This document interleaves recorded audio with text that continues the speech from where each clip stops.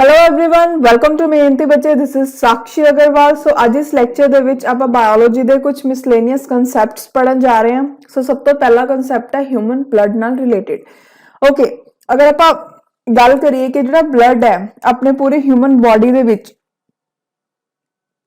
ਸੋ ਦੇਖੋ ਅਗਰ ਆਪਾਂ ਗੱਲ ਕਰੀਏ ਕਿ ਜਿਹੜਾ ਹਿਊਮਨ ਬਾਡੀ ਦਾ ਕਿੰਨਾ ਪਰਸੈਂਟ weight ਦਾ ਪਾਰਟ ਹੈ ਜਿਹੜਾ ਕਿ ਬਲੱਡ ਹੁੰਦਾ ਹੈ। ਸੋ 7% ਹੈ ਜਿਹੜਾ ਉਹ ਬਲੱਡ ਹੁੰਦਾ ਹੈ ਹਿਊਮਨ ਬਾਡੀ ਦੇ ਵਿੱਚ। ओके, जिन्ना वेट है ਉਹਦਾ 7% ਲੈ ਲਓ। ਉਹ ਤੋਂ ਬਾਅਦ pH ਵੈਲਿਊ ਹੈ ਜਿਹੜੀ ਬਲੱਡ ਦੀ ਹੁੰਦੀ ਹੈ 7.4। ਠੀਕ ਹੈ, ਸੋ ਯਾਨੀ ਕਿ ਬੇਸਿਕ ਬੋਲਾਂਗੇ ਕਿਉਂਕਿ ਆਪਾਂ ਨੇ ਪੜਿਆ ਸੀ ਨਾ ਕਿ ਅਗਰ 7 ਤੋਂ ਜ਼ਿਆਦਾ pH ਹੁੰਦੀ ਹੈ ਤਾਂ ਬੇਸਿਕ ਹੁੰਦਾ ਹੈ, 7 ਤੋਂ ਘੱਟ ਹੈ ਤਾਂ ਐਸਿਡਿਕ ਹੁੰਦਾ ਹੈ। ਉਹ ਤੋਂ ਬਾਅਦ ਐਵਰੇਜ 5 ਤੋਂ 6 ਲੀਟਰ ਬਲੱਡ ਹੁੰਦਾ ਹੈ ਇੱਕ ਹਿਊਮਨ ਬਾਡੀ ਦੇ ਵਿੱਚ। ਅਗਰ ਆਪਾਂ ਗੱਲ ਕਰੀਏ ਬਲੱਡ ਦੇ ਦੋ ਪਾਰਟਸ ਹੁੰਦੇ ਪਲਾਜ਼ਮਾ ਤੇ ਬਲੱਡ ਕਰੈਪਸੂਲਸ। ਪਲਾਜ਼ਮਾ ਦੀ ਗੱਲ ਕਰੀਏ, ਜਿਹੜਾ ਬਲੱਡ ਦਾ ਲਿਕੁਇਡ ਪਾਰਟ ਹੈ ਉਹਨੂੰ ਬੋਲਦੇ ਆ ਪਲਾਜ਼ਮਾ, ਤੇ ਇਹ 60% ਪਾਰਟ ਹੁੰਦਾ ਬਲੱਡ ਦਾ, ਤੇ ਇਹਦੇ ਵਿੱਚ 90% ਵਾਟਰ ਹੁੰਦਾ ਹੈ, 7% ਪ੍ਰੋਟੀਨ ਹੁੰਦਾ ਹੈ, 0.9% ਸਾਲਟ ਹੁੰਦਾ ਹੈ ਤੇ 0.1% ਗਲੂਕੋਜ਼ ਹੁੰਦਾ ਹੈ। ਜਿਹੜਾ ਮੇਨ ਫੰਕਸ਼ਨ ਹੈ ਦਾ ਉਹ ਕੀ ਹੈ? ਟਰਾਂਸਪੋਰਟ ਕਰਨਾ ਡਾਈਜੈਸਟਿਡ ਫੂਡਸ ਨੂੰ, ਹਾਰਮੋਨਸ ਨੂੰ, ਐਕਸਕ੍ਰੀਟਰੀ ਪ੍ਰੋਡਕਟ ਨੂੰ ਬਾਡੀ ਦੇ ਇੱਕ ਪਾਰਟ ਤੋਂ ਕਿਸੇ ਦੂਸਰੇ ਪਾਰਟ ਦੇ ਵਿੱਚ।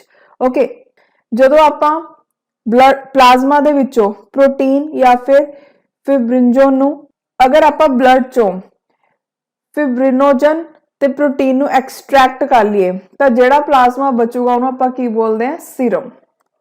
ਉਹ ਤੋਂ ਬਾਅਦ ਬਲੱਡ ਕਰੈਪਸੂਲਸ, ਜਿਹੜੇ ਬਲੱਡ ਕਰੈਪਸੂਲ ਹੈ 40% ਪਾਰਟ ਹੁੰਦਾ ਬਲੱਡ ਦਾ, 3 ਪਾਰਟਸ ਚ ਡਿਵਾਈਡ ਹੋਏ ਹੋਏ ਨੇ। ਸਭ ਤੋਂ ਪਹਿਲਾਂ ਨੇ RBCs, that is red blood corpuscles. Okay, so ਜਿਹੜਾ ਨਿਊਕਲੀਅਸ ਹੈ ਇਹਨਾਂ ਵਿੱਚ ਉਹ ਐਬਸੈਂਟ ਹੁੰਦਾ ਹੈ। ਓਕੇ, ਦੈਨ ਬੋਨ ਮੈਰੋ ਦੇ ਵਿੱਚ ਇਹ ਬਣਦੇ ਆ। ਅਗਰ ਲਾਈਫ ਸਪੈਨ ਦੀ ਗੱਲ ਕਰੀਏ 20 ਡੇਜ਼ ਤੋਂ ਲੈ ਕੇ 120 ਡੇਜ਼ ਤੱਕ ਦਾ ਲਾਈਫ ਸਪੈਨ ਹੁੰਦਾ ਹੈ। ਜਿਹੜੀ ਆਰਬੀਸੀਸ ਦੀ ਡਿਸਟਰਕਸ਼ਨ ਹੈ, ਠੀਕ ਹੈ, ਉਹ ਸਪਲੀਨ ਦੇ ਵਿੱਚ ਟੇਕ ਪਲੇਸ ਕਰਦੀ ਹੈ, ਇਸ ਲਈ ਇਹਨੂੰ ਗ੍ਰੇਵ ਆਫ ਆਰਬੀਸੀ ਵੀ ਬੋਲਦੇ ਆ। ਉਹ ਤੋਂ ਬਾਅਦ ਇਹਦੇ ਵਿੱਚ ਹੀਮੋਗਲੋਬਿਨ ਹੁੰਦਾ ਹੈ, ਠੀਕ ਹੈ, ਜਿਹਦੇ ਵਿੱਚ ਜਿਹੜਾ ਹੀਮ ਹੈ ਉਹ ਆਇਰਨ ਕੰਟੇਨਿੰਗ ਕੰਪਾਊਂਡ ਹੈ। ਉਹ ਤੋਂ ਬਾਅਦ ਹੀਮੋਗਲੋਬਿਨ ਦਾ ਜਿਹੜਾ ਕਲਰ ਹੈ ਉਹ ਕਿਹੜਾ ਹੁੰਦਾ? ਰੈਡ। ਠੀਕ ਹੈ, ਕਿਉਂਕਿ ਆਰਬੀਸੀਸ ਦੇ ਵਿੱਚ ਹੀਮੋਗਲੋਬਿਨ ਹੈ, ਸੋ ਇਹਨਾਂ ਦਾ ਵੀ ਕਲਰ ਹੁੰਦਾ ਰੈਡ। ਓਕੇ, ਦੈਨ ਗਲੋਬਿਨ ਹੈ ਜਿਹੜਾ ਉਹ ਪ੍ਰੋਟੀਨੀਅਸ ਕੰਪਾਊਂਡ ਹੈ, ਜਿਹੜੇ ਕਿ ਕੈਪੇਬਲ ਹੁੰਦਾ ਕੰਬਾਈਨ ਕਰਨ ਦੇ ਨਾਲ ਆਕਸੀਜਨ ਤੇ ਕਾਰਬਨ ਡਾਈਆਕਸਾਈਡ ਦੇ ਨਾਲ। ਆਇਰਨ ਕੰਪਾਊਂਡ ਹੈ ਜਿਹੜਾ ਉਹ ਆਪਾਂ ਨੂੰ ਹੀਮੋਗਲੋਬਿਨ ਚ ਜਿਹੜਾ ਮਿਲਦਾ ਉਹਨੂੰ ਕੀ ਬੋਲਦੇ ਆ? ਹੈਮੇਟਿਨ। ਇੰਪੋਰਟੈਂਟ ਪੁਆਇੰਟ ਹੈ, ਠੀਕ ਹੈ। ਇਹਦਾ ਫੰਕਸ਼ਨ ਕੀ ਹੁੰਦਾ? ਕੈਰੀ ਕਰਨਾ ਆਕਸੀਜਨ ਨੂੰ ਸਾਰੇ ਬੋਡੀ ਸੈਲਸ ਤੱਕ ਤੇ ਕਾਰਬਨ ਡਾਈਆਕਸਾਈਡ ਨੂੰ ਵਾਪਿਸ ਲੈ ਕੇ ਆਣਾ। ਜਿਹੜਾ ਹੀਮੋਗਲੋਬਿਨ ਉਹਦਾ ਮੇਨ ਮਕਸਦ। ਸੋ ਨੈਕਸਟ ਕੀ ਹੈ? ਆਇਰਨ ਕੰਪਾਊਂਡ ਜਿਹੜਾ ਆਪਾਂ ਨੂੰ ਹੀਮੋਗਲੋਬਿਨ ਚ ਮਿਲਦਾ ਉਹਦਾ ਨਾਮ ਕੀ ਹੈ? ਹੈਮੇਟਿਨ। ਫੰਕਸ਼ਨ ਕੀ ਹੈ ਇਹਦਾ? ਕੈਰੀ ਕਰਨਾ ਆਕਸੀਜਨ ਨੂੰ ਸਾਰੇ ਬੋਡੀ ਪਾਰਟਸ ਤੱਕ ਤੇ ਕਾਰਬਨ ਡਾਈਆਕਸਾਈਡ ਨੂੰ ਵਾਪਿਸ ਲੈ ਕੇ ਆਣਾ। ਠੀਕ ਹੈ। ਅਨੀਮੀਆ ਜਿਹੜੀ ਡਿਜ਼ੀਜ਼ ਹੈ ਉਹ ਕਦੋਂ ਹੋ ਜਾਂਦੀ ਹੈ? ਅਗਰ ਹੀਮੋਗਲੋਬਿਨ ਦੀ ਡੈਫੀਸ਼ੀਐਂਸੀ ਹੋ ਜੇ। ਓਕੇ, ਜਦੋਂ ਆਪਾਂ ਸੌਂਦੇ ਆ ਆਰਬੀਸੀਜ਼ ਜਿਹੜੇ 5% ਨਾਲ ਰਿਡਿਊਸ ਹੋ ਜਾਂਦੇ ਆ, ਤੇ ਉਹ ਲੋਕ ਜਿਹੜੇ ਕਿ ਹਾਈਟ ਤੇ ਹੁੰਦੇ 400 ਮੀਟਰ ਦੀ, ਉਹਨਾਂ ਦੇ ਆਰਬੀਸੀਜ਼ ਇਨਕਰੀਜ਼ ਹੋ ਜਾਂਦੇ ਆ 30% ਦੇ ਨਾਲ। ਉਹ ਤੋਂ ਬਾਅਦ next white blood cells, WBCs, ਤੇ ਇਹਨਾਂ ਦਾ ਦੂਸਰਾ ਨਾਮ ਕੀ ਹੈ? ਲਿਊਕੋਸਾਈਟਸ। ਠੀਕ ਹੈ, ਇਹਨਾਂ ਦੀ ਵੀ ਫਾਰਮੇਸ਼ਨ ਬੋਨ ਮੈਰੋ ਚ ਹੁੰਦੀ ਹੈ, ਲਿੰਫ ਨੋਡ ਦੇ ਵਿੱਚ ਹੁੰਦੀ ਹੈ ਤੇ ਕਈ ਵਾਰ ਲੀਵਰ ਤੇ ਸਪਲੀਨ ਚ ਹੁੰਦੀ ਹੈ। ਇਹਨਾਂ ਦਾ ਲਾਈਫ ਸਪੈਨ ਹੁੰਦਾ 5 ਤੋਂ 20 ਡੇਜ਼। ਇਹਨਾਂ ਵਿੱਚ ਨਿਊਕਲੀਅਸ ਪ੍ਰੈਜ਼ੈਂਟ ਹੁੰਦੀ ਹੈ। ਇਹਨਾਂ ਦਾ ਫੰਕਸ਼ਨ ਕੀ ਹੈ? ਬੋਡੀ ਨੂੰ ਬਚਾਉਣਾ, ਬੇਸਿਕਲੀ ਆਪਣੀ ਇਮਿਊਨਿਟੀ ਨੂੰ ਸਟਰੋਂਗ ਕਰਦੇ ਆ ਇਹ। ਓਕੇ, ਜਿਹੜੀ ਬੋਡੀ ਦੇ ਵਿੱਚ ਰੇਸ਼ੋ ਹੁੰਦੀ ਹੈ ਆਰਬੀਸੀ ਤੇ WBC ਦੀ, ਉਹ ਕਿੰਨੀ ਹੁੰਦੀ ਹੈ? 600:1। ਓਕੇ, ਇਹਦੇ ਵਿੱਚ ਗ੍ਰੈਨੂਲੋਸਾਈਟਸ ਹੁੰਦੇ ਆ ਤੇ ਐਗ੍ਰੈਨੂਲੋਸਾਈਟਸ ਹੁੰਦੇ ਆ। ਉਹ ਤੋਂ ਬਾਅਦ ਜਿਹੜੇ ਗ੍ਰੈਨੂਲੋਸਾਈਟਸ ਉਹਨਾਂ ਵਿੱਚ ਨੈਫਰੋਫਿਲਸ, ਓਸੀਨੋਫਿਲਸ ਤੇ ਬੈਸੋਫਿਲਸ ਹੁੰਦੇ ਆ, ਤੇ ਜਿਹੜਾ ਐਗ੍ਰੈਨੂਲੋਸਾਈਟਸ ਹੈ ਇਹਦੇ ਵਿੱਚ ਲਿੰਫੋਸਾਈਟਸ ਤੇ ਮੋਨੋਸਾਈਟਸ ਹੁੰਦੇ ਆ। ਇਹ ਕੁਝ ਯਾਦ ਕਰਨ ਦੀ ਜ਼ਰੂਰਤ ਨਹੀਂ ਹੈ, ਮੇਨ ਫੰਕਸ਼ਨ ਪਤਾ ਹੋਣਾ ਚਾਹੀਦਾ ਤੁਹਾਨੂੰ। ਉਹ ਤੋਂ ਬਾਅਦ ਬਲੱਡ ਪਲੇਟਲੈਟਸ ਜਾਂ ਉਹਨਾਂ ਦਾ ਦੂਸਰਾ ਨਾਮ ਕੀ ਹੈ? ਥ੍ਰੋਮਬੋਸਾਈਟਸ। ਇਹ ਆਪਾਂ ਨੂੰ ਕਿੱਥੇ ਮਿਲਦੇ ਆ? ਹਿਊਮਨ ਬਲੱਡ ਚ ਮਿਲਦੇ ਆ ਤੇ ਅਦਰ ਮੈਮਲਸ ਦੇ ਬਲੱਡ ਚ ਮਿਲਦੇ ਆ। ਇਹਦੇ ਵਿੱਚ ਨਿਊਕਲੀਅਸ ਐਬਸੈਂਟ ਹੁੰਦੀ ਹੈ, ਬੋਨ ਮੈਰੋ ਚ ਇਹਨਾਂ ਦੀ ਫਾਰਮੇਸ਼ਨ ਹੁੰਦੀ ਹੈ। ਲਾਈਫ ਸਪੈਨ ਦੀ ਗੱਲ ਕਰੀਏ ਤਾਂ 3 ਤੋਂ 5 ਡੇਜ਼ ਹੁੰਦਾ ਹੈ। ਸਪਲੀਨ ਦੇ ਵਿੱਚ ਇਹ ਵੀ ਮਰ ਜਾਂਦੇ ਆ, ਤੇ ਇਹਨਾਂ ਦਾ ਮੇਨ ਫੰਕਸ਼ਨ ਕੀ ਹੈ? ਬਲੱਡ ਦੀ ਕਲੌਟਿੰਗ ਦੇ ਵਿੱਚ ਹੈਲਪ ਕਰਨਾ। ਜ਼ਖਮ ਹੋ ਜਾਂਦਾ, ਜਿਵੇਂ ਆਪਣੇ ਸੱਟ ਲੱਗਦੇ ਜ਼ਖਮ ਹੋ ਜਾਂਦਾ ਨਾ, ਸੋ ਉਹ ਬਲੱਡ ਪਲੇਟਲੈਟਸ ਹੁੰਦੇ ਆ। ਐਵੇਂ ਤਾਂ ਬਲੱਡ ਬੰਦ ਹੀ ਨਾ ਹੋਵੇ, ਬੰਦੇ ਦਾ ਸਾਰਾ ਬਲੱਡ ਹੀ ਉੱਥੋਂ ਨਿਕਲ ਜੇ। ਸੋ ਬਲੱਡ ਦਾ ਕੀ ਫੰਕਸ਼ਨ ਹੈ? ਟੈਂਪਰੇਚਰ ਬੋਡੀ ਦਾ ਕੰਟਰੋਲ ਕਰਨਾ ਤੇ ਪ੍ਰੋਟੈਕਟ ਕਰਨਾ ਬੋਡੀ ਨੂੰ ਡਿਜ਼ੀਜ਼ ਤੋਂ। ਆਕਸੀਜਨ, ਕਾਰਬਨ ਡਾਈਆਕਸਾਈਡ, ਡਾਈਜੈਸਟਿਡ ਫੂਡ ਤੇ ਹਾਰਮੋਨਸ ਦੀ ਟਰਾਂਸਪੋਰਟੇਸ਼ਨ ਕਰਨਾ ਤੇ ਹੈਲਪ ਕਰਨਾ ਕਿ ਅਲੱਗ-ਅਲੱਗ ਬੋਡੀ ਪਾਰਟਸ ਦੇ ਵਿੱਚ ਬੋਡੀ ਦੇ ਕੋਆਰਡੀਨੇਸ਼ਨ ਬਣਿਆ ਰਵੇ। ਜਿਹੜੇ ਬਲੱਡ ਗਰੁੱਪ ਹੈ ਉਹਨਾਂ ਨੂੰ ਡਿਸਕਵਰ ਕਿਹਨੇ ਕੀਤਾ ਸੀ? ਲੈਂਸਟੀਅਰ ਨੇ। ਠੀਕ ਹੈ, ਇਸ ਲਈ ਨੋਬਲ ਪ੍ਰਾਈਜ਼ ਵੀ ਮਿਲਿਆ ਸੀ ਉਹਨਾਂ ਨੂੰ। ਜਿਹੜਾ ਮੇਨ ਰੀਜ਼ਨ ਹੈ ਕਿ ਹਿਊਮਨਸ ਦੇ ਵਿੱਚ ਅਲੱਗ-ਅਲੱਗ ਬਲੱਡ ਗਰੁੱਪਸ ਹੁੰਦੇ ਆ, ਉਹਦਾ ਕੀ ਕਾਰਨ ਹੈ? ਗਲਾਈਕੋਪ੍ਰੋਟੀਨ, ਜਿਹੜਾ ਕਿ ਆਰਬੀਸੀਜ਼ ਦੇ ਵਿੱਚ ਮਿਲਦਾ, ਤੈਨੂੰ ਬੋਲਦੇ ਆ ਐਂਟੀਜਨ। ਠੀਕ ਹੈ, ਜਿਹੜਾ ਐਂਟੀਜਨ ਉਹ ਦੋ ਤਰ੍ਹਾਂ ਦਾ ਹੁੰਦਾ, ਐਂਟੀਜਨ ਏ ਤੇ ਐਂਟੀਜਨ ਬੀ। ਹੁਣ ਐਂਟੀਜਨ ਕਿਹੜਾ ਪ੍ਰੈਜ਼ੈਂਟ ਹੈ ਜਾਂ ਫਿਰ ਗਲਾਈਕੋਪ੍ਰੋਟੀਨ ਕਿਹੜਾ ਪ੍ਰੈਜ਼ੈਂਟ ਹੈ, ਉਹਦੇ ਬੇਸਿਸ ਤੇ ਚਾਰ ਤਰੀਕੇ ਦੇ ਬਲੱਡ ਗਰੁੱਪਸ ਨੇ। ਠੀਕ ਹੈ, ਜਿਨ੍ਹਾਂ ਵਿੱਚ ਐਂਟੀਜਨ ਏ ਹੁੰਦਾ ਉਹਨੂੰ ਬੋਲਦੇ ਆ ਬਲੱਡ ਗਰੁੱਪ ਏ, ਜਿਹਦੇ ਵਿੱਚ ਐਂਟੀਜਨ ਬੀ ਹੁੰਦਾ ਉਹਨੂੰ ਬੋਲਦੇ ਆ ਬਲੱਡ ਗਰੁੱਪ ਬੀ, ਤੇ ਉਹਦੇ ਵਿੱਚ ਜਿਨ੍ਹਾਂ ਵਿੱਚ ਦੋਨੋਂ ਐਂਟੀਜਨ ਹੋਣ ਉਹਨਾਂ ਨੂੰ ਬੋਲਦੇ ਆ ਬਲੱਡ ਗਰੁੱਪ ਏ ਬੀ, ਤੇ ਜਿਹਦੇ ਵਿੱਚ ਦੋਨੋਂ ਨਹੀਂ ਹੈਗੇ ਉਹਨੂੰ ਆਪਾਂ ਬੋਲਦੇ ਆ ਬਲੱਡ ਗਰੁੱਪ ਓ। ਸੋ ਐਂਟੀਜਨ ਦੀ ਪ੍ਰੈਜ਼ੈਂਸ ਕਰਕੇ ਹੀ ਆਪਣੇ ਕੋਲ ਚਾਰ ਤਰ੍ਹਾਂ ਦੇ ਬਲੱਡ ਗਰੁੱਪਸ ਨੇ। ਠੀਕ ਹੈ, ਹੁਣ ਐਂਟੀਜਨ ਦੇ ਆਪੋਜ਼ਿਟ ਇੱਕ ਪ੍ਰੋਟੀਨ ਹੁੰਦਾ ਹੈ ਬਲੱਡ ਪਲਾਜ਼ਮਾ ਦੇ ਵਿੱਚ, ਉਹਨੂੰ ਆਪਾਂ ਕੀ ਬੋਲਦੇ ਆ? ਐਂਟੀਬਾਡੀ। ਜਿਹੜੀ ਐਂਟੀਬਾਡੀ ਹੈ ਉਹ ਵੀ ਦੋ ਤਰ੍ਹਾਂ ਦੀ ਹੁੰਦੀ ਹੈ, ਐਂਟੀਬਾਡੀ ਏ, ਐਂਟੀਬਾਡੀ ਬੀ। ਠੀਕ ਹੈ, ਹੁਣ ਜਿਹੜਾ ਬਲੱਡ ਗਰੁੱਪ ਓ ਹੈ ਉਹਨੂੰ ਯੂਨੀਵਰਸਲ ਡੋਨਰ ਬੋਲਦੇ ਆ, ਬਿਕੋਜ਼ ਉਹਦੇ ਵਿੱਚ ਕੋਈ ਵੀ ਐਂਟੀਜਨ ਨਹੀਂ ਹੁੰਦਾ ਤੇ ਉਹ ਕਿਸੇ ਨੂੰ ਵੀ ਖੂਨ ਦੇ ਸਕਦੇ ਨੇ। ਠੀਕ ਹੈ, ਤੇ ਜਿਹੜਾ ਬਲੱਡ ਗਰੁੱਪ ਏ ਬੀ ਹੈ ਉਹਨੂੰ ਯੂਨੀਵਰਸਲ ਰਿਸਿਪੀਐਂਟ ਬੋਲਦੇ ਆ, ਮਤਲਬ ਉਹ ਕਿਸੇ ਤੋਂ ਵੀ ਰਿਸੀਵ ਕਰ ਸਕਦਾ ਹੈ। ਠੀਕ ਹੈ, ਤੇ ਇਹਨਾਂ ਵਿੱਚ ਕੋਈ ਵੀ ਐਂਟੀਬਾਡੀ ਨਹੀਂ ਹੁੰਦੀ ਤੇ ਦੋਨੋਂ ਐਂਟੀਜਨਸ ਹੁੰਦੇ ਨੇ ਏ ਬੀ ਦੇ ਵਿੱਚ। ਉਹ ਤੋਂ ਬਾਅਦ ਹੈ ਹੈਪਰਿਨ, ਹੈ ਜਿਹੜਾ ਉਹ ਐਂਟੀ ਕੋਗੂਲੈਂਟ ਹੈ, ਜਿਹੜਾ ਕਿ ਬਲੱਡ ਦੇ ਵਿੱਚ ਪ੍ਰੈਜ਼ੈਂਟ ਹੁੰਦਾ ਹੈ, ਜਿਹੜਾ ਕਿ ਹੈਲਪ ਕਰਦਾ ਹੈ ਕਿ ਬਲੱਡ ਹੈ ਜਿਹੜਾ ਉਹ ਵੈਸਲਸ ਦੇ ਵਿੱਚ ਪ੍ਰੋਪਰ ਤਰੀਕੇ ਦੇ ਨਾਲ ਫਲੋ ਕਰਦਾ ਰਹੇ, ਕਿਤੇ ਵੀ ਇਹਦੇ ਵਿੱਚ ਕੋਗੂਲੇਸ਼ਨ ਨਾ ਆਵੇ, ਜੰਮੇ ਨਾ। ਇਹ ਪੇਪਰ 'ਚ ਬਹੁਤ ਵਾਰ ਪੁੱਛ ਚੁੱਕੇ ਕਿ ਕਿਹੜਾ ਕੰਪਾਊਂਡ ਹੁੰਦਾ ਹੈ ਕਿ ਬਲੱਡ ਹੈ ਜਿਹੜਾ ਉਹ ਜੰਮਦਾ ਨਹੀਂ? ਹੈਪਰਿਨ। ਦੈਨ ਹੁਣ ਦੇਖੋ, ਅਗਰ ਕਿਸੇ ਦਾ ਬਲੱਡ ਗਰੁੱਪ ਏ ਹੈ ਤਾਂ ਉਹ ਡੋਨੇਟ ਕਰ ਸਕਦਾ ਏ ਵਾਲੇ ਨੂੰ ਤੇ ਏ ਬੀ ਨੂੰ, ਤੇ ਕਿਤੋਂ ਰਿਸੀਵ ਕਰ ਸਕਦਾ? ਏ ਤੇ ਓ ਤੋਂ। ਬੀ ਹੈ ਤਾਂ ਬੀ ਨੂੰ ਦੇ ਸਕਦਾ, ਏ ਬੀ ਨੂੰ ਦੇ ਸਕਦਾ, ਤੇ ਕਿਤੋਂ ਰਿਸੀਵ ਕਰ ਸਕਦਾ ਬਲੱਡ? ਬੀ ਤੋਂ ਤੇ ਓ ਤੋਂ। ਅਗਰ ਕਿਸੇ ਦਾ ਬਲੱਡ ਗਰੁੱਪ ਏ ਬੀ ਹੈ ਤਾਂ ਉਹ ਡੋਨੇਟ ਕਰ ਸਕਦਾ ਬਲੱਡ ਸਿਰਫ ਏ ਬੀ ਨੂੰ, ਤੇ ਕਿਤੋਂ ਰਿਸੀਵ ਕਰ ਸਕਦਾ? ਏ ਬੀ ਤੋਂ, ਏ ਤੋਂ, ਬੀ ਤੋਂ, ਓ ਤੋਂ। ਅਗਰ ਕਿਸੇ ਦਾ ਬਲੱਡ ਗਰੁੱਪ ਓ ਹੈ ਤਾਂ ਉਹ ਡੋਨੇਟ ਕਰ ਸਕਦਾ ਏ ਬੀ ਨੂੰ, ਏ ਨੂੰ, ਬੀ ਨੂੰ, ਓ ਨੂੰ, ਤੇ ਰਿਸੀਵ ਕਰ ਸਕਦਾ ਸਿਰਫ ਓ ਤੋਂ। ਓਕੇ, ਉਹ ਤੋਂ ਬਾਅਦ ਨੈਕਸਟ ਬਲੱਡ ਪ੍ਰੈਸ਼ਰ ਕੀ ਹੁੰਦਾ ਤੇ ਉਹਨੂੰ ਕਿਸ ਤਰੀਕੇ ਨਾਲ ਮੈਜ਼ਰ ਕੀਤਾ ਜਾਂਦਾ ਹੈ? ਹੁਣ ਦੇਖੋ, ਬਲੱਡ ਪ੍ਰੈਸ਼ਰ ਕੀ ਹੁੰਦਾ? ਉਹ ਪ੍ਰੈਸ਼ਰ ਜਿਹੜਾ ਕਿ ਬਲੱਡ ਲਗਾਉਂਦਾ ਹੈ ਆਰਟਰੀ ਵਾਲਸ ਦੇ ਅਗੇਂਸਟ, ਉਹਨੂੰ ਬੋਲਦੇ ਆ ਬਲੱਡ ਪ੍ਰੈਸ਼ਰ। ਹਾਈਐਸਟ ਪੁਆਇੰਟ ਹੈ ਜਿਹੜਾ ਪ੍ਰੈਸ਼ਰ ਦਾ ਉਹਨੂੰ ਆਪਾਂ ਕੀ ਬੋਲਦੇ ਆ? ਸਿਸਟੋਲਿਕ ਪ੍ਰੈਸ਼ਰ, ਤੇ ਜਿਹੜਾ ਲੋਐਸਟ ਪੁਆਇੰਟ ਹੁੰਦਾ ਹੈ ਉਹਨੂੰ ਬੋਲਦੇ ਆ ਡਾਇਸਟੋਲਿਕ ਪ੍ਰੈਸ਼ਰ। ਠੀਕ ਹੈ, ਜਿਹੜਾ ਬਲੱਡ ਪ੍ਰੈਸ਼ਰ ਉਹਨੂੰ ਮੈਜ਼ਰ ਕਰਦੇ ਆ ਸਫਿਗਮੋਮੈਨੋਮੀਟਰ ਦੀ ਹੈਲਪ ਦੇ ਨਾਲ। ਠੀਕ ਹੈ, ਇਹ ਬਹੁਤ ਵਾਰ ਪੁੱਛਿਆ ਜਾਂਦਾ ਹੈ ਕਿ ਬਲੱਡ ਪ੍ਰੈਸ਼ਰ ਕਿੰਨਾ ਦੇਖਦੇ ਆ, ਸੋ ਯਾਦ ਰੱਖਿਓ। ਓਕੇ, ਜਿਹੜਾ ਡਾਇਸਟੋਲਿਕ ਪ੍ਰੈਸ਼ਰ ਹੁੰਦਾ ਹਮੇਸ਼ਾ ਘੱਟ ਹੋਊਗਾ ਸਿਸਟੋਲਿਕ ਪ੍ਰੈਸ਼ਰ ਤੋਂ। ਐਵਰੇਜ ਸਿਸਟੋਲਿਕ ਪ੍ਰੈਸ਼ਰ ਜਿਹੜਾ ਹੈਲਥੀ ਯੰਗ ਮੈਨ ਦੇ ਵਿੱਚ ਹੁੰਦਾ ਉਹ ਕਿੰਨਾ ਹੁੰਦਾ? 120 mmHg, ਤੇ ਡਾਇਸਟੋਲਿਕ ਪ੍ਰੈਸ਼ਰ ਕਿੰਨਾ ਹੁੰਦਾ? 80 mmHg, that is 120/80 normal blood pressure ਹੈ, ਇਹ ਯਾਦ ਰੱਖਿਓ। ਠੀਕ ਹੈ, ਹਾਈ ਬਲੱਡ ਪ੍ਰੈਸ਼ਰ ਦੀ ਕੰਡੀਸ਼ਨ ਨੂੰ ਕੀ ਬੋਲਦੇ ਆ? ਹਾਈਪਰਟੈਂਸ਼ਨ, ਤੇ ਲੋ ਬਲੱਡ ਪ੍ਰੈਸ਼ਰ ਹੈ ਕਿਸੇ ਦਾ ਉਹ ਕੰਡੀਸ਼ਨ ਨੂੰ ਕੀ ਬੋਲਦੇ ਆ? ਹਾਈਪੋਟੈਂਸ਼ਨ। ਇਹ ਬਹੁਤ ਵਾਰ ਪੇਪਰ 'ਚ ਪੁੱਛ ਚੁੱਕੇ, ਬਹੁਤ ਇੰਪੋਰਟੈਂਟ ਕਨਸੈਪਟਸ ਨੇ, ਯਾਦ ਰੱਖਣੇ ਆ ਕਿ ਹਾਈਪਰਟੈਂਸ਼ਨ ਕੀ ਹੁੰਦਾ ਹੈ, ਹਾਈਪੋਟੈਂਸ਼ਨ ਕੀ ਹੁੰਦਾ ਹੈ। ਠੀਕ ਹੈ, ਉਹ ਤੋਂ ਬਾਅਦ ਨੈਕਸਟ ਹੁਣ ਆਪਾਂ ਅਗਲਾ ਟੌਪਿਕ ਪੜ੍ਹ ਰਹੇ ਹਾਂ ਵਿਟਾਮਿਨਸ ਨਾਲ ਰਿਲੇਟਡ। ਠੀਕ ਹੈ, ਜਿਹੜਾ ਵਰਡ ਵਿਟਾਮਿਨ ਹੈ ਉਹ ਦੋ ਵਰਡਸ ਨਾਲ ਬਣਿਆ ਹੋਇਆ, ਵੀਟਾ ਪਲੱਸ ਐਮੀਨ। ਠੀਕ ਹੈ, ਇਹਦਾ ਮਤਲਬ ਕੀ ਹੁੰਦਾ? ਲਾਈਫ ਤੇ ਨਾਈਟ੍ਰੋਜਨ। ਓਕੇ, ਜਿਹੜਾ ਵਿਟਾਮਿਨ ਹੈ ਉਹ ਕੈਟਲਿਸਟ ਦੀ ਤਰ੍ਹਾਂ ਐਕਟ ਕਰਦੇ ਆ એનર્ਜੀ ਨੂੰ ਜਨਰੇਟ ਕਰਨ ਦੇ ਲਈ, ਤੇ ਕਿਹਦਾ ਯੂਜ਼ ਕਰਦੇ ਆ? ਇਹ ਫੈਟਸ, ਕਾਰਬੋਹਾਈਡਰੇਟਸ ਦਾ। ਜਿਹੜੇ ਹਿਊਮਨਸ ਹੈ ਉਹ ਵਿਟਾਮਿਨਸ ਤੋਂ ਬਿਨਾਂ ਨਹੀਂ ਰਹਿ ਸਕਦੇ। ਜਿਹੜੀ ਹਿਊਮਨ ਬਾਡੀ ਹੈ ਉਹ ਖੁਦ ਕਿਹੜਾ ਵਿਟਾਮਿਨ ਨਹੀਂ ਪੈਦਾ ਕਰ ਸਕਦੀ? ਵਿਟਾਮਿਨ ਡੀ ਤੇ ਵਿਟਾਮਿਨ B3। ਤੇ ਵਿਟਾਮਿਨ ਡੀ ਤੇ ਵਿਟਾਮਿਨ B3 ਹੈ ਜਿਹੜਾ ਉਹ ਹਿਊਮਨਸ ਅਲੱਗ-ਅਲੱਗ ਸੋਰਸਿਸ ਤੋਂ ਲੈਂਦੇ ਆ, ਬਾਕੀ ਵੀ ਲੈਂਦੇ ਆ ਤੇ ਸਪੈਸ਼ਲੀ ਇਹ ਲੈਂਦੇ ਆ। ਠੀਕ ਹੈ, ਹੁਣ ਅਗਰ ਆਪਾਂ ਦੇਖੀਏ ਆਪਣੇ ਕੋਲ ਦੋ ਤਰ੍ਹਾਂ ਦੇ ਵਿਟਾਮਿਨਸ ਹੁੰਦੇ ਆ, ਫੈਟ ਸੋਲਿਊਬਲ ਵਿਟਾਮਿਨ ਤੇ water soluble vitamin. Fat soluble vitamins ਕਿਹੜੇ ਹੁੰਦੇ ਆ? ਜਿਹੜੇ ਕਿ ਫੈਟ 'ਚ ਡਿਸੋਲਵ ਹੁੰਦੇ ਆ। ਵਾਟਰ ਸੋਲਿਊਬਲ ਕਿਹੜੇ ਹੋਣਗੇ? ਜਿਹੜੇ ਕਿ ਵਾਟਰ ਦੇ ਵਿੱਚ ਡਿਸੋਲਵ ਹੋਣਗੇ। ਉਹ ਤੋਂ ਬਾਅਦ ਹੁਣ ਸਭ ਤੋਂ ਪਹਿਲਾਂ ਆਪਾਂ ਗੱਲ ਕਰਦੇ ਹਾਂ ਫੈਟ ਸੋਲਿਊਬਲ ਵਿਟਾਮਿਨਸ ਦੀ। ਕਿਹੜੇ ਕਿਹੜੇ ਨੇ fat soluble? A, D, E ਤੇ K। ਹੁਣ ਦੇਖੋ ਇਹਨਾਂ ਵਿੱਚ ਕੁਐਸਚਨਸ ਕੀ ਆਉਂਦੇ ਆ ਵਿਟਾਮਿਨਸ ਦੇ ਉੱਪਰ, ਪੁੱਛ ਲੈਣਗੇ ਕਿ ਵਿਟਾਮਿਨ ਦਾ ਅਦਰ ਨੇਮ ਕੀ ਹੈ ਜਾਂ ਡੈਫੀਸ਼ੀਐਂਸੀ ਕਿਹੜੀ ਹੋ ਜਾਂਦੀ ਹੈ ਅਗਰ ਇਹ ਵਿਟਾਮਿਨ ਦੀ ਕਮੀ ਹੋਵੇ। ਫੂਡ ਸੋਰਸ ਬਹੁਤ ਘੱਟ ਪੁੱਛਦੇ ਆ, ਬਹੁਤ ਰੇਅਰ। ਠੀਕ ਹੈ, ਸੋ ਦੇਖੋ ਜਿਹੜਾ ਵਿਟਾਮਿਨ A ਹੈ ਇਹਦਾ ਸਾਇੰਟਿਫਿਕ ਨਾਮ ਕੀ ਹੈ? ਰੈਟੀਨੋਇਡ। ਠੀਕ ਹੈ, ਜਾਂ ਰੈਟੀਨੋਲ ਵੀ ਬੋਲ ਦਿੰਦੇ ਇਹਨੂੰ। ਤੇ ਫੂਡ ਸੋਰਸ ਕਿਹੜਾ ਇਹਦੇ ਵਿੱਚ? ਮਿਲਕ, ਲੀਵਰ, ਨਟ, ਟੋਮੈਟੋ, ਔਰ ਔਰੇਂਜਸ, ਕੈਰਟਸ, ਗ੍ਰੀਨ ਲੀਫ ਵੈਜੀਟੇਬਲ। ठीक है, येलो फ्रूट्स हो गए। उस तो बाद ਇਹਦੀ ਡੈਫੀਸ਼ੀਐਂਸੀ ਨਾਲ ਕੀ ਹੁੰਦਾ, ਮੇਨ ਤੁਸੀਂ ਯਾਦ ਰੱਖਣਾ ਹੈ ਨਾਈਟ ਬਲਾਈਂਡਨੈਸ, ठीक है, ਤੇ ਕੀਰੈਟੋਮੈਲੇਸ਼ੀਆ ਤੇ ਹਾਈਪਰ ਕੀਰੈਟੋਸਿਸ, ठीक है, ये दोनों नाम अगर नहीं भी याद होंगे कोई गल नहीं, नाइट ब्लाइंडनेस याद रखनी है। दैन विटामिन डी है जिहड़ा, इहदा साइंटिफिक नेम की है कैल्सीफिरोल, ते किथे किथे मिलदा आपां नूं, fish, egg, liver, beef, cod, chicken breast etcetera. ते इहदी डेफिशिएंसी नाल रिकेट्स हो जांदे हैं, ऑस्टोमेलिसा, ठीक है। उस तो बाद विटामिन ई, विटामिन ई का नाम क्या है, टोकोफिरोल, ते फूड सोर्स है पंपकिन, गावा, mango, potato, milk, nuts, seeds. अगर विटामिन ई की कमी होवे तो हार्ट प्रॉब्लम्स हो जाती है, हेमोलिसिस हो जाती है, ते स्टेरिलिटी हो जाती है। विटामिन के, विटामिन के का साइंटिफिक नेम फाइटोमिनेडियन, ठीक है। ते ये फूड सोर्सिस केड़े हैं, जिमें cashew nuts, beef, tomato, broccoli, chestnuts, ठीक है। तो अगर अपने को विटामिन के की कमी है तो मेन तुसी चीज याद रखनी है कि ब्लड की क्लॉटिंग नहीं होंगी, ठीक है। और तो बाद नैक्सट वाटर सोल्यूबल विटामिन केड़े केड़े ने, बी ते सी, ठीक है। सब तो पहला विटामिन सी, विटामिन सी का साइंटिफिक नेम है एस्कॉर्बिक एसिड। जिन्नियां भी खट्टियां चीज़ां ने उहदे विच विटामिन सी मिलता है, जिवें कि लैमन हो गया, कीवी हो गया, ऑरेंज हो गया, ठीक है। बाकी तुसीं पढ़ लियो, पपाया, स्प्राउट्स वगैरह, broccoli, sweet potato, pineapple.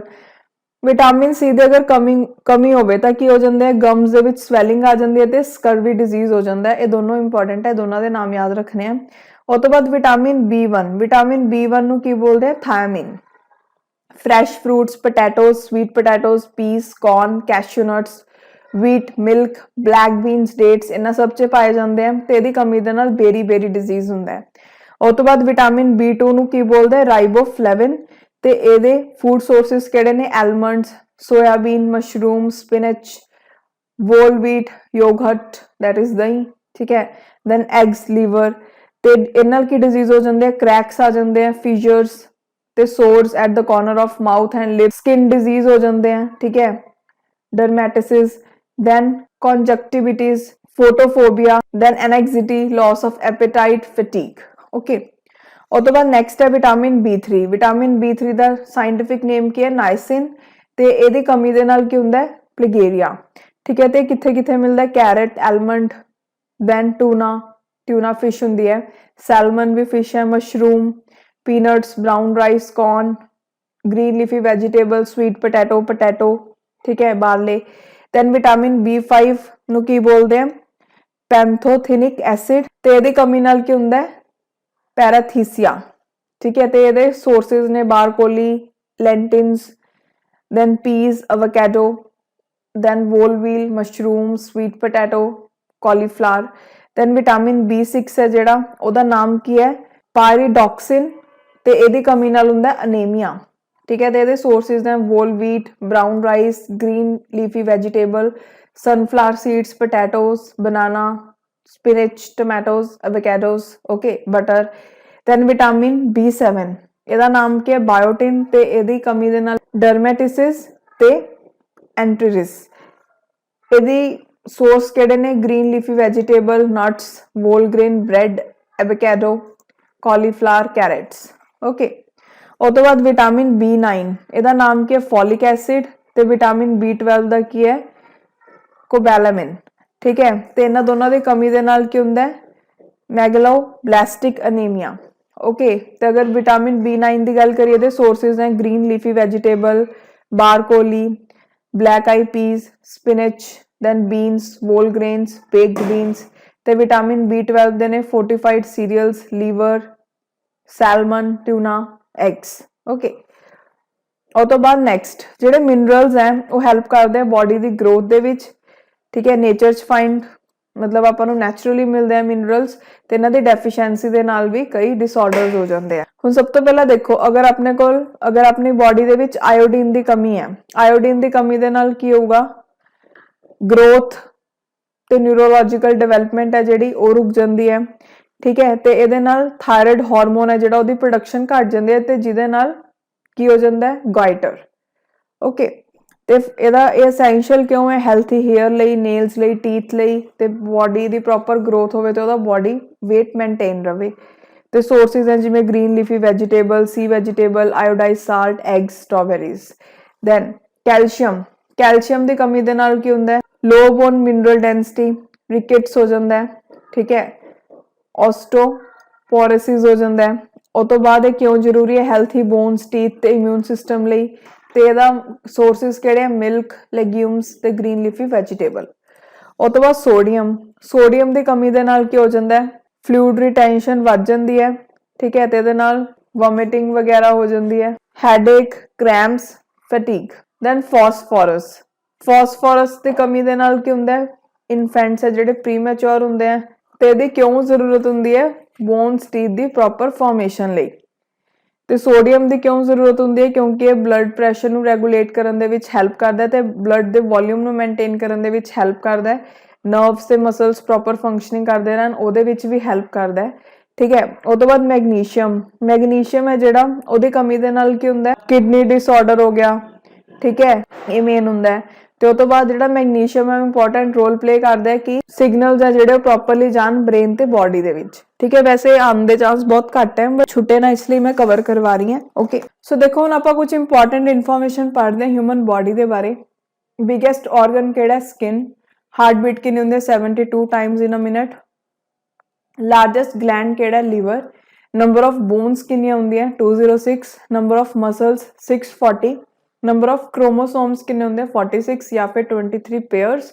Normal blood pressure ਹੁੰਦਾ ਹੈ 80 to 120। ਟੀਥ 32।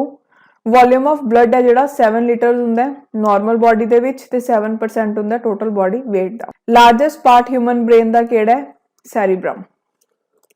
ਦੈਨ ਹੁਣ ਨੈਕਸਟ ਆਪਣੇ ਕੋਲ ਟੌਪਿਕ ਹੈ ਡਿਜ਼ੀਜ਼ ਨਾਲ ਰਿਲੇਟਿਡ। ਓਕੇ, ਸਭ ਤੋਂ ਪਹਿਲਾਂ ਆਪਾਂ ਪੜ੍ਹ ਰਹੇ ਹਾਂ ਉਹ ਕਿਹੜੇ ਡਿਜ਼ੀਜ਼ ਹੈ ਜਿਹੜੇ ਵਾਇਰਸ ਦੇ ਕਰਕੇ ਹੁੰਦੇ ਆ। ਉਹਨਾਂ ਦੇ ਨਾਮ ਨੇ chicken pox, small pox, common cold, AIDS, measles, mumps, rabies, dengue fever, viral encephalitis. Okay, so ਸਭ ਤੋਂ ਪਹਿਲਾਂ ਚਿਕਨ ਪੌਕਸ ਹੈ ਜਿਹੜਾ ਉਹ ਵੈਰੇਸੀਲਾ ਜ਼ੋਸਟਰ ਵਾਇਰਸ ਦੀ ਵਜ੍ਹਾ ਤੋਂ ਹੁੰਦਾ ਹੈ। ਸਮਾਲ ਪੌਕਸ ਵੈਰੀਓਲਾ ਵਾਇਰਸ ਦੇ ਕਰਕੇ ਹੁੰਦਾ ਹੈ। ਨਾਮ ਇੰਨੇ ਯਾਦ ਰੱਖਣ ਦੀ ਲੋੜ ਨਹੀਂ, ਠੀਕ ਹੈ, ਜਿਹਦਾ ਨਾਮ ਯਾਦ ਰੱਖਣਾ ਮੈਂ ਦੱਸ ਰਹੀ ਹਾਂ। ਕਾਮਨ ਕੋਲਡ ਰਾਈਨੋ ਵਾਇਰਸ ਕਰਕੇ ਹੁੰਦਾ ਹੈ, ਸੋ ਇਹ ਯਾਦ ਰੱਖਿਓ, ਰੀਨੋ ਵਾਇਰਸ। ਏਡਸ ਦੀ ਫੁੱਲ ਫਾਰਮ ਕੀ? Acquired immuno deficiency syndrome. ਤੇ ਕਿਉਂ ਹੁੰਦਾ ਹੈ? Human immuno deficiency virus, that is HIV ਦੇ ਕਾਰਨ। ਮੀਜ਼ਲਸ ਹੈ ਜਿਹੜਾ ਮੀਜ਼ਲ ਵਾਇਰਸ ਕਰਕੇ ਹੁੰਦਾ ਹੈ। ਮੰਪਸ ਵਾਇਰਸ ਕਰਕੇ ਹੁੰਦਾ ਹੈ। ਰੇਬੀਜ਼ ਹੈ ਜਿਹੜਾ ਰੇਬੀਜ਼ ਵਾਇਰਸ ਦੇ ਕਰਕੇ ਹੁੰਦਾ ਹੈ। ਡੇਂਗੂ ਫੀਵਰ ਡੇਂਗੂ ਵਾਇਰਸ ਕਰਕੇ ਹੁੰਦਾ ਹੈ, ਠੀਕ ਹੈ। ਦੈਨ ਇਨਸੈਫੇਲਿਟਿਸ ਹੈ ਜਿਹੜਾ ਉਹ ਇਨਫਲੇਮੇਸ਼ਨ ਹੁੰਦੀ ਹੈ ਬ੍ਰੇਨ ਦੀ, ਤੇ ਇਹ rabies virus, polio virus, measles virus ਕਰਕੇ ਹੋ ਸਕਦਾ ਹੈ। ਉਹ ਤੋਂ ਬਾਅਦ ਬੈਕਟੀਰੀਆ ਦੇ ਨਾਲ ਕਿਹੜੇ ਡਿਜ਼ੀਜ਼ ਹੁੰਦੇ ਆ? ਡਿਜ਼ੀਜ਼ ਦੇ ਨਾਮ ਇੰਪੋਰਟੈਂਟ ਹੈ, ਬੈਕਟੀਰੀਆ ਦਾ ਨਾਮ ਨਹੀਂ ਪੁੱਛਦੇ, ਠੀਕ ਹੈ। ਸੋ ਦੇਖੋ ਕਿਹੜਾ ਕਿਹੜਾ? Whooping cough, diphtheria, cholera, leprosy, pneumonia, tetanus, typhoid, tuberculosis ਤੇ ਪਲੇਗ। ਟਿਊਬਰਕਲੋਸਿਸ ਦਾ ਯਾਦ ਰੱਖਿਓ, ਮਾਈਕੋਬੈਕਟੀਰੀਅਮ ਟਿਊਬਰਕਲੋਸਿਸ, ਬਸ ਹੋਰ ਕਿਸੇ ਦਾ ਨਾਮ ਯਾਦ ਰੱਖਣ ਦੀ ਜ਼ਰੂਰਤ ਨਹੀਂ ਹੈ। ਉਹ ਤੋਂ ਬਾਅਦ ਨੈਕਸਟ ਪ੍ਰੋਟੋਜ਼ੋਆ ਕਰਕੇ ਕਿਹੜੇ ਡਿਜ਼ੀਜ਼ ਹੁੰਦੇ ਆ? ਮਲੇਰੀਆ, ਐਮੋਇਬਿਕ, ਡਾਇਸੈਂਟਰੀ, ਸਲੀਪਿੰਗ ਸਿਕਨੈਸ ਤੇ ਕਾਲਾ ਆਜ਼ਾਰ।